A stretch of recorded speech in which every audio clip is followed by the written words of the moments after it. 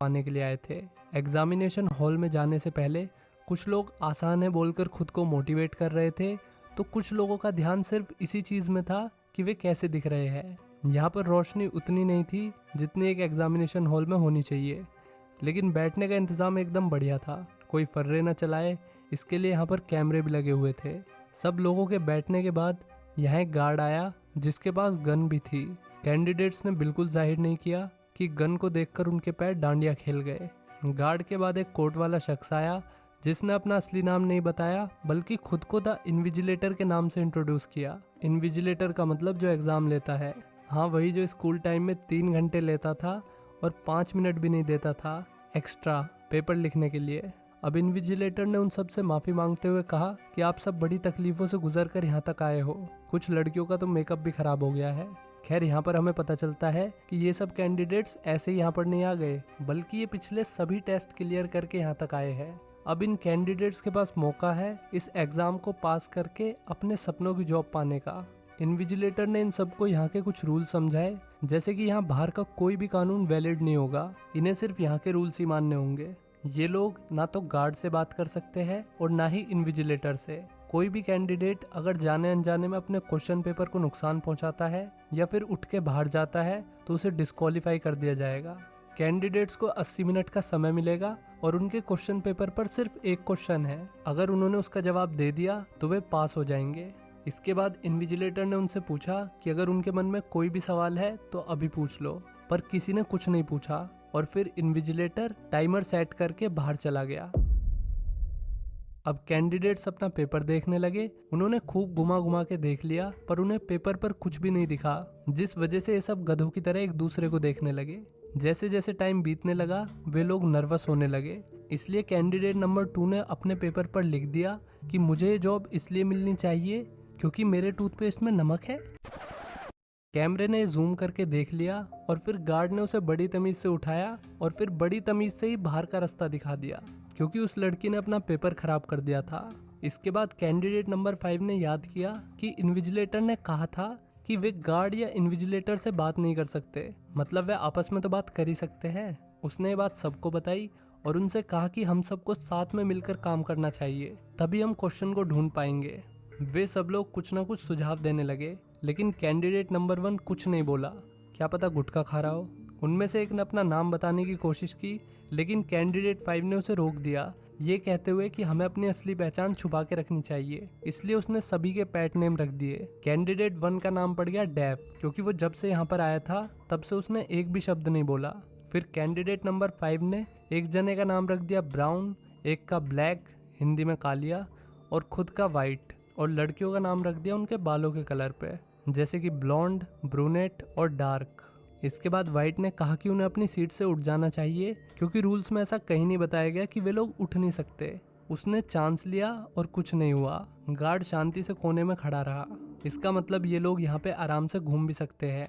Brunette का मानना था कि पेपर पर क्वेश्चन को या तो इनविजिबल इंक से लिखा गया है या फिर वाटर मार्क से। वे सब इस थ्योरी को टेस्ट करने पे सहमत हो गए, पर उन्हें नहीं पता कि इसे कैसे टेस्ट किया जाए। ब्रूनेट अपने पेपर को लाइट में देखने लगी, लेकिन कुछ नहीं दिखा। उसने सबको ऐसा करने के लिए कहा क्योंकि हो सकता है कि क्वेश्चन सिर्फ एक बंदे के पेपर पर लिखा हो। सबने उसकी बात मानकर अपने पेपर चेक किए, सिवाय डेफ के। वाइट उसका पेपर छीनकर खुद ही चेक करने लगा, लेकिन उसे कुछ नहीं मिला। ब्लैक ने कहा कि हो सकता है कि क्वेश्चन सिर्फ यूवी लाइट या एक्सरे लाइट में दिखे। अब सब लोग स्विच बोर्ड ढूंढने लगे जिससे लाइट चेंज हो जाए, लेकिन उन्हें कुछ नहीं मिला। ब्लॉन्ड को दीवारों में इमरजेंसी लाइट्स दिख गई, लेकिन उन्हें चालू करने का स्विच नहीं था। अब उन्हें इमरजेंसी लाइट्स को चालू करने के लिए उन लाइट्स को तोड़ना पड़ेगा जो पहले से यहाँ पर मौजूद थी। ब्राउन इसके लिए तैयार नहीं था, इसलिए उन्होंने वोटिंग करी। ज़्यादातर लोग ये रिस्क लेने के लिए तैयार थे। अब सारी लाइट्स तोड़ने के बाद ब्लू इमरजेंसी लाइट्स जल गई। उन सब ने अपने पेपर्स चेक किए, सिवाय डेफ के। अब भी किसी को क्वेश्चन नहीं मिला। ब्रूनेट ने उन्हें सुझाव दिया कि उन्हें लाइट के ऊपर की लेयर को हटा देना चाहिए, जिससे शायद एक्सरे लाइट आए। लड़कियों की हील से उन्होंने लेयर को हटा दिया, जिससे लाइट का कलर बदल गया। बावजूद इसके भी उन्हें क्वेश्चन नहीं मिला। दूसरी लाइट्स की तरह ये लाइट भी इनके किसी काम नहीं आई। अब इनके पास सिर्फ 60 मिनट बचे थे। फ्रस्ट्रेशन में वाइट ने सभी को दूसरी तरह से सोचने के लिए कहा। अब जबकि सेकंड नंबर डिस्क्वालीफाई हो चुकी थी, तो वे उसके पेपर के साथ कुछ भी कर सकते थे। इसके बाद वाइट ने पेपर पर पेंसिल चलाना शुरू कर दिया, लेकिन इसका भी कोई फायदा नहीं हुआ। फिर उसने पेपर को कई टुकड़ों में फाड़ दिया ताकि वे लोग अलग अलग पेपर पर अलग अलग तरीके से एक्सपेरिमेंट करके देख सके। फिर वाइट ने उनमें से एक पेपर पर सूसू कर दिया, पर उससे भी बात नहीं बनी। हालांकि इससे वाइट को शांति मिल गई, बेचारा इतनी देर से रोक के बैठा हुआ था। इसके बाद ब्लैक और वाइट की बहस होने लगी इसी बात को लेकर कि उन्हें आगे क्या करना चाहिए। उन्होंने अपनी बहसबाजी बंद कर दी जैसे ही उन्होंने डेफ को रोते हुए देखा। डेफ ने बड़बड़ाते हुए कुछ बोला जो उसके अलावा किसी को समझ नहीं आया। असल में वो कह रहा है कि वीडियो को लाइक कर दो, लेकिन वो ये बात फ्रेंच में बोल रहा है। उसने इन सब से पूछा कि क्या उन्हें पेपर में कुछ दिख रहा है। उसके हिसाब से पेपर अपनी इमेज रिफ्लेक्ट कर रहा था। वो फ्रेंच में बोल रहा था, इसलिए किसी को कुछ समझ नहीं आया। सब लोग एकदम शांत हो गए जब ब्राउन ने अपनी थ्योरी बताई। उसके हिसाब से वे लोग किसी एग्जाम में नहीं बल्कि किसी बैटिंग शो में थे, जहां बोर्ड मेंबर्स उन पे बैट लगा रहे होंगे कि उनमें से कौन जीतेगा। ब्रूनेट के हिसाब से बोर्ड मेंबर्स के पास ये सब करने का फालतू टाइम नहीं होगा, लेकिन ब्राउन के हिसाब से बोर्ड मेंबर्स के लिए पैसा ही सब कुछ नहीं है। इतना पैसा कमाने के बाद अब उन्हें अपनी लाइफ में रिस्क और एंटरटेनमेंट की ज़रूरत होगी, इसलिए वे सब यहाँ पर है। अब सब लोग अपनी अपनी थ्योरी देने लगे। किसी के हिसाब से इन्विजिलेटर इस सब के पीछे था, जबकि कालिया का कहना था कि इस सब के पीछे कंपनी का चीफ एग्जीक्यूटिव ऑफिसर हो सकता है। अब ये लोग प्रेशर में कुछ भी बोले जा रहे थे, इवन एक दूसरे की बेइज्जती भी करने लगे। डार्क ने बड़े कॉन्फिडेंस से कहा कि उन्हें कोई नहीं देख रहा, क्योंकि यहाँ पर सब लोग सीईओ के अंडर काम करते हैं, उसी के पास कंपनी की सारी पावर है। डार्क की बातें सुन के लग रहा था कि उसे कंपनी के बारे में इन सबसे ज्यादा जानकारी है। ब्राउन ने उससे पूछा कि वो सीईओ के बारे में इतना कैसे जानती है। तब डार्क ने बताया कि वो एचआर के तौर पर इसी कंपनी के लिए काम करती है, लेकिन आज तक उसने कंपनी के सीईओ को नहीं देखा। डार्क ने बड़ी जॉब के लिए अप्लाई किया था, इसलिए आज वो यहाँ पर है। वाइट ने बताया कि उसे ये जॉब ऑफर हुई थी, जबकि बाकियों ने इस जॉब के लिए अप्लाई किया था। हालांकि इन सब में एक बात कॉमन थी कि वे कंपनी के बारे में कुछ भी नहीं जानते थे। ना उन्हें ये पता था कि कंपनी करती क्या है, क्योंकि उन्हें कहा गया था कि वे कंपनी से रिलेटेड कोई भी सवाल नहीं पूछ सकते। डार्क ने उन्हें बताया कि वे लोग एक मल्टी बिलियनियर फार्मास्यूटिकल कंपनी बिरोग में जॉब पाने के लिए एग्जाम दे रहे हैं। कुछ टाइम पहले जब पैंडेमिक फैला तो यही पहली कंपनी थी जिसने वैक्सीन बनाई। इनका एनुअल टर्नओवर $20 बिलियन है, सिर्फ इनके सीईओ की वजह से।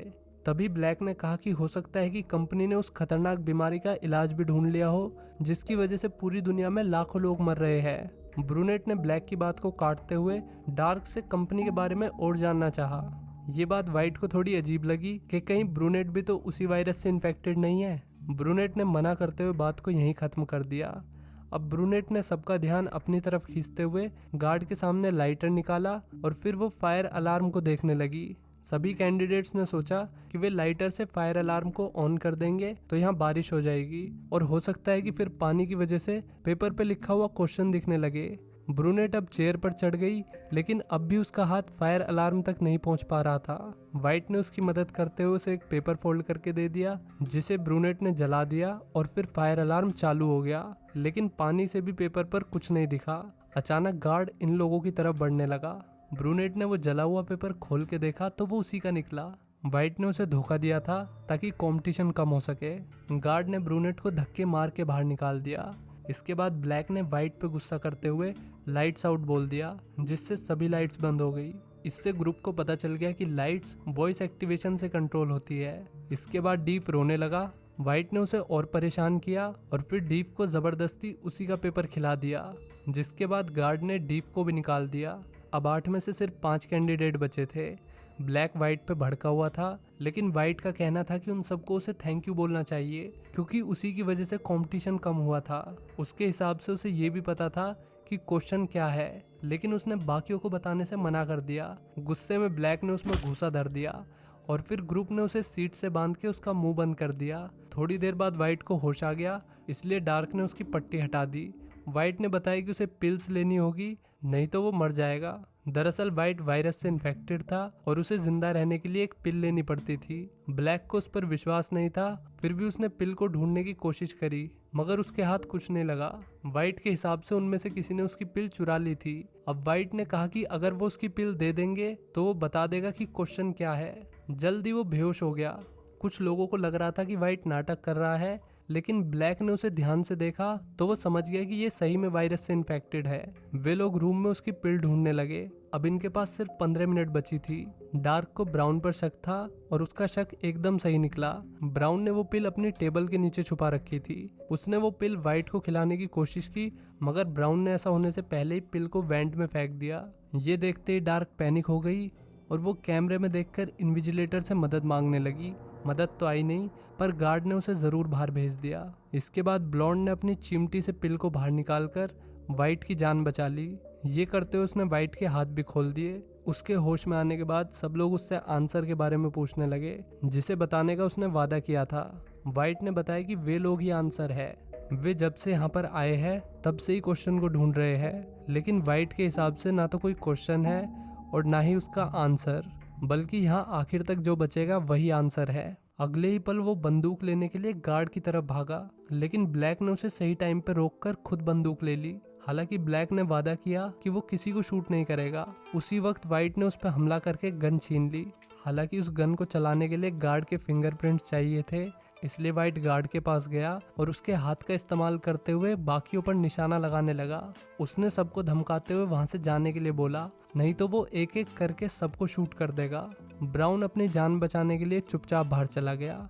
ब्लॉन्ड भी बाहर जाने लगी, पर बाहर जाते जाते उसने लाइट्स आउट बोल दिया, जिससे रूम में पूरी तरह से अंधेरा हो गया। अंधेरा होने की वजह से वाइट पैनिक हो गया और रैंडमली शूट करने लगा। जब लाइट वापस आई तो उन्होंने देखा कि ब्लैक जमीन पे पड़ा हुआ है और उसे गोली भी लगी है। वाइट ने इधर उधर देखा तो उसे दिखा कि ब्लॉन्ड का एक पैर अभी भी रूम में ही है। वो उसे शूट करने वाला था, लेकिन एग्जाम का टाइम ओवर हो चुका था। अब वाइट ने कैमरे में देखकर इन्विजिलेटर से कहा कि वो जीत गया है। तभी गार्ड हरकत में आ गया। उसने वाइट को अपनी घड़ी दिखाई, जिसमें अभी भी 20 सेकंड बचे हुए थे। इसका मतलब इन्विजिलेटर से बात करने की वजह से वाइट भी डिस्क्वालीफाई हो गया। यहाँ पर हमें पता चलता है कि डीप ने टाइमर को चेंज कर दिया था जब बाकी लोग दूसरी चीज़ों में बिजी थे। अब एग्जामिनेशन हॉल में सिर्फ ब्लॉन्ड बची थी। उसने डीप का चश्मा उठाया और उसकी मदद से पेपर को देखा। पेपर पर सिर्फ क्वेश्चन 1 लिखा हुआ था। तभी वहाँ डीप आ गया। उसने बताया कि वो ही इस कंपनी का चीफ एग्जीक्यूटिव ऑफिसर है। उसने टेस्ट में हिस्सा इसलिए लिया था ताकि वो सब पे नज़र रख सके।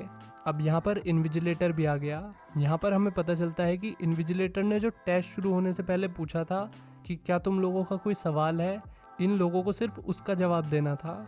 ये पूरा टेस्ट सिर्फ कैंडिडेट्स की इंटेलिजेंस को परखने के लिए बनाया गया था। ब्लॉन्ड ने टेस्ट पास कर लिया था, इसलिए सीईओ ने उसे अपनी पर्सनल सेक्रेटरी की जॉब ऑफर करी, मगर ब्लॉन्ड ने मना कर दिया। वो ऐसी कंपनी के लिए काम नहीं करना चाहती थी जहां पर लोगों को मारा जाता हो। यहाँ पर हमें पता चलता है कि ब्लैक बिल्कुल ठीक है। उसे बुलेट से नहीं बल्कि एक कैप्सूल से हिट किया गया था। एक ऐसा कैप्सूल जो शरीर के किसी भी रोग को ठीक कर सकता है। ये जानने के बाद ब्लॉन्ड ने जॉब एक्सेप्ट कर ली। इसी के साथ ये मूवी यहीं पर ख़त्म हो जाती है।